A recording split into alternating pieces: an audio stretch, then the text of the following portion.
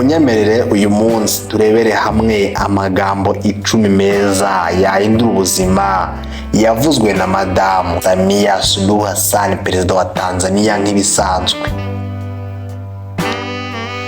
Ntibisanzwe niba uri mushyashya ukora subscribe kugira ngo ikiganiro cyiza nk'iki ngiki cyubaka ubuzima kivamo inama y'umunsi kitazakigucika.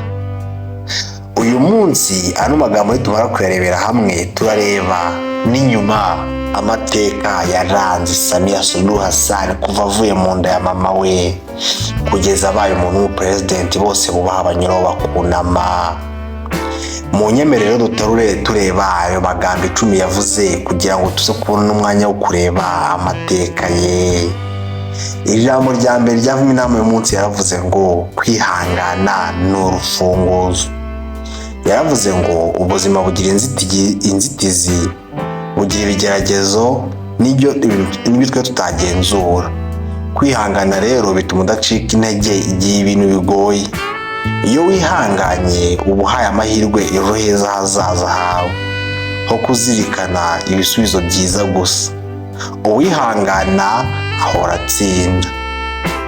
Mu nyemere twikomeze ku ijambo rya kabiri ryiza ryavuzwe na Madamu Samia Suluhu Hassan. Yaravuze ngo umuntu agomba kugira umutima mwiza kurusha byose. Umutima mwiza ni indangagaciro ikomeye. Kugira umutima mwiza ntibisaba amafaranga menshi cyangwa se ubutunzi, ahubwo bisaba kumenya gutega amatwi, gufasha ndetse no kubaha. Abafite umutima mwiza bakurura amahirwe mu buzima bwabo, bagakura n'abantu beza mu buzima bwabo. Mu nyemere turebe ijambo rya gatatu ryavuzwe na Madamu Samia Suluhu Hassan. Gusa ndakwibutsa nimba uri kumva ubikunda dukore subscribe kugira ngo ibyiza nk'ibi ngibi tujye twifatanya tubisangire, twese tuvanemo inama y'umunsi itugeza ahantu heza. Ijambo rya gatatu ryahindura ubuzima yaravuze ngo kumenya gufata icyemezo ku gihe cya nyacyo. Kuko hari abantu benshi bazimira mu gutindikanya cyangwa mu gutinda gufata icyemezo, cyangwa mu gufata icyemezo kibi mu gihe kitari icya nyacyo, bigatuma amahirwe y'ubuzima abacika. Kubasha gufata icyemezo ku gihe cyiza nibwo nicyo gishoro ku bantu bakiri batoya cyangwa se ku bantu bakuze, kandi iyo ubikoze mu gihe cya nyacyo bituma ubaho neza kandi ukagera ku ntego zawe. Utegereze cyane ugasanga inzira irarangiye. Iyo utegereza cyane cyangwa udafata igisubizo usanga inzira yarageze igafungana.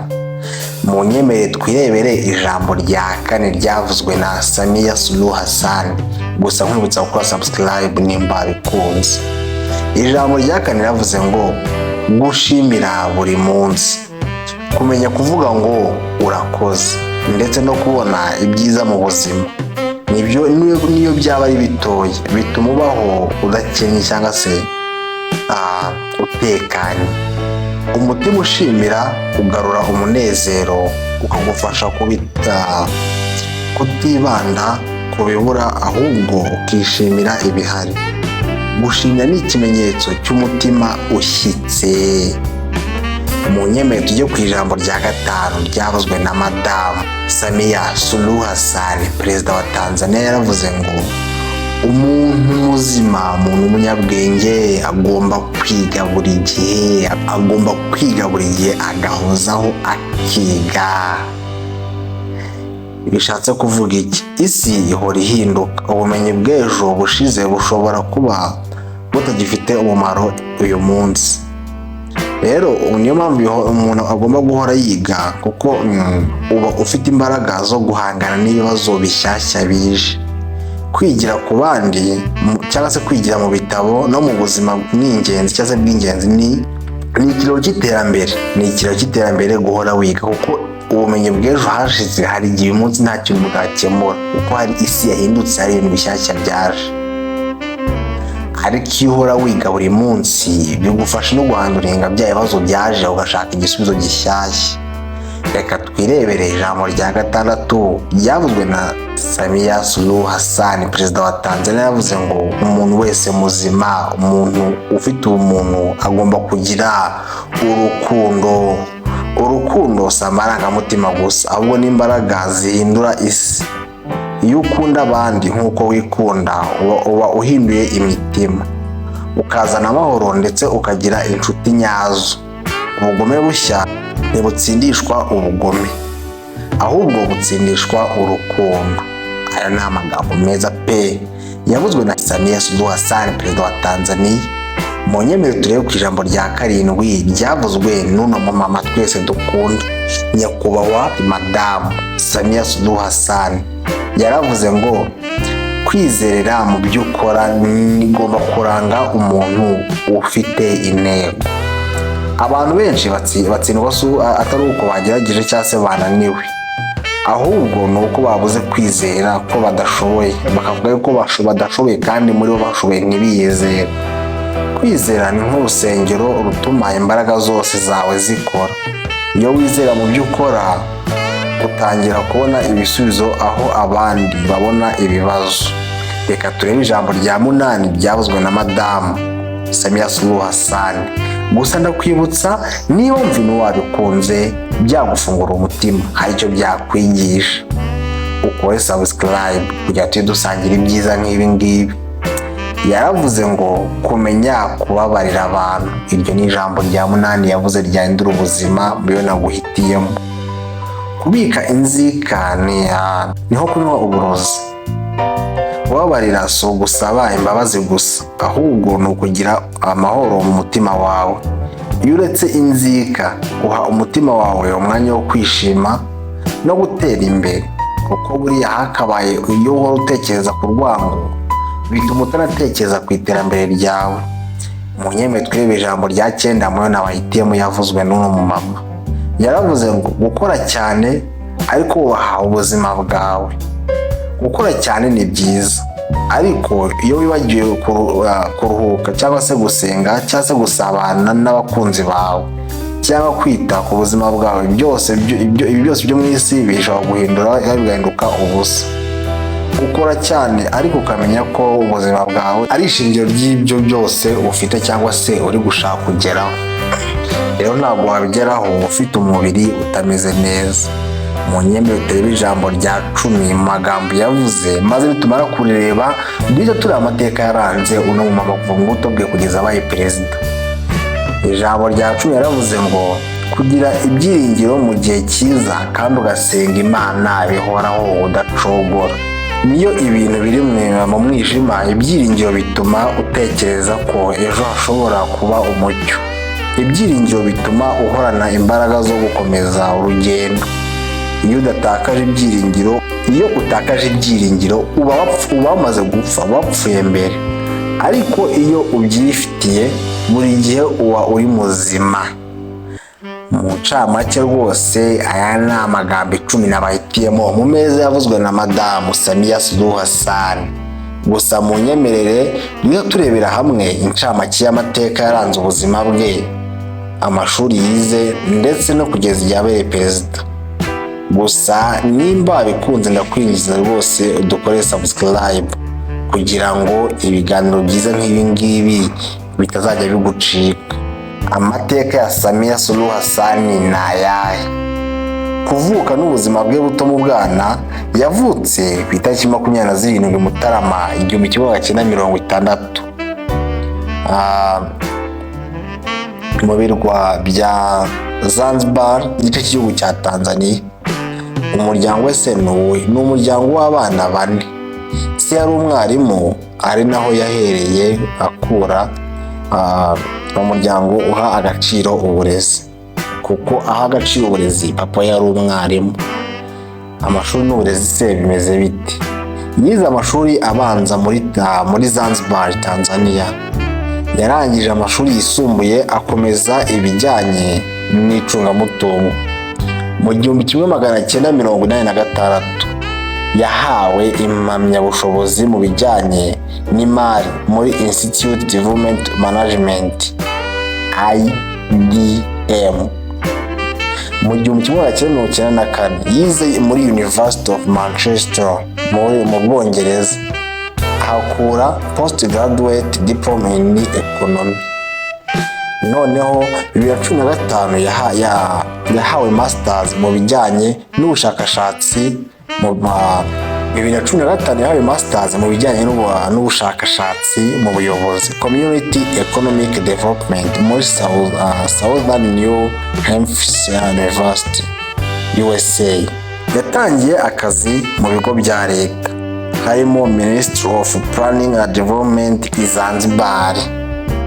Yakoranye n'imiryango itandukanye yitaga ku iterambere n'imibereho myiza y'abaturage cyane cyane abagore n'urubyiruko. Urugendo rwa politike se wakibaza ngo bimeze bite? Mu 2000 yatangiye mu bikorwa bya politike ubwo yatorerwa kuba intumwa mu nteko nshinga amategeko ya Zanzibar. Mu mwaka wa 2000 kugeza mu mwaka wa 2010 rero yabaye minisitiri w'imibereho myiza, ubuzima n'umuco muri Zanzibar. 2010 yatowe nk'intumwa mu nteko nshinga amategeko ya Tanzania yose muri rusange, noneho aho kuba Zanzibar. 2014 yabaye umwe mu bayobozi b'inama yashyiraga hamwe itegeko nshinga rishya rya Tanzania. Rero nyuma y'aho ngo yasibira visi perezida kuko 2015 ubwo perezida John Pombe Magufuli yatorewe kuyobora Tanzania yamuhisemo nka visi perezida. Byatumye Samia Suluhu Hassan aba umugore wa mbere muri Tanzania mu mateka ugizwe umuyobozi ukomeye cyangwa se ugize umwanya mwiza ukomeye cyane muri Tanzania. Yagaragaye nk'umuyobozi wicisha bugufi, ushobora kuvuga neza kandi ufite ubushobozi bwo guhuza abantu benshi. Ese wakibaza ngo yabaye perezida bigenze bite? Muri Mata mu mwaka wa 2021 perezida John Pombe Magufuli yitabye Imana itunguranye, maze ku itariki 19 Werurwe 2021 Samia Suluhu Hassan arahira nka perezida wa Tanzania, aba umugore wa mbere wayoboye Tanzania kuva yakitwa Tanzania, perezida wa mbere w'umugore mu bihugu byo mu burasirazuba bwa Afurika. Ese wakibaza ngo niba yarabaye perezida ibikorwa bye bikomeye mu buyobozi bwe cyangwa se ku buyobozi bwe ni ibihe? Ikintu cya mbere yakoze abantu bose bakabona ko ari perezida ushoboye kandi ushobotse: guhuza igihugu nyuma y'urupfu rwa Magufuli. Icya kabiri yakoze guteza imbere uburinganire no guha ijambo abagore mu buyobozi. Icya gatatu gukorana n'amahanga kurusha uko byari bisanzwe mu gihe cya Magufuli, icyo kita diplomation. Icya kane yashyize imbere ubucuruzi, ishoramari n'ikoranabuhanga. Icya gatanu kwigisha no guharanira cyangwa se kwigisha no gukangurira abaturage kubahiriza ubuzima buzira umuze, cyane cyane nyuma y'ibihe bya COVID-19. Ese wakibaza ubuzima bwe bwite ni ubuhe? Yashakanye na Hafid Ameir, umwarimu n'umunyapolitiki wo muri Zanzibar. Afite abana 4 harimo umukobwa Mng'anu Hadif Ameir wagiye mu nteko nshinga amategeko ya Zanzibar, azwi nk'umuntu utekereza cyane ku muryango kandi agashyira imbere uburere n'indangagaciro z'abagore. Ese wakibaza ngo umwihariko wa Madamu Samia Suluhu Hassan ni uwuhe? Ikintu cya mbere twabonye niwe mugore wa mbere wabaye perezida muri Tanzania, umuyobozi wubakiye ku guhuza, kumva abaturage no gusangiza amahoro. Aya ngaya rero namwe mu magambo n'amateka ya nyakubahwa Madamu Suluhu Hassan. Niba wabikunze ndakwibutsa gukora subscribe, kuko n'ejo bundi haho hazaza uko iminsi izagenda iza tuzahareba abaperezida bose uko ari 54 ba Afurika. Nkwibutsa gukora subscribe niba ibintu rwose wabikunze. iyi ngiyi ni inama y'umunsi ica kuri Big Win TV buri munsi, naho njyewe uyibagezaho banyita Cyubahiro. Turabakunda, ciao ciao, Imana ibarinde.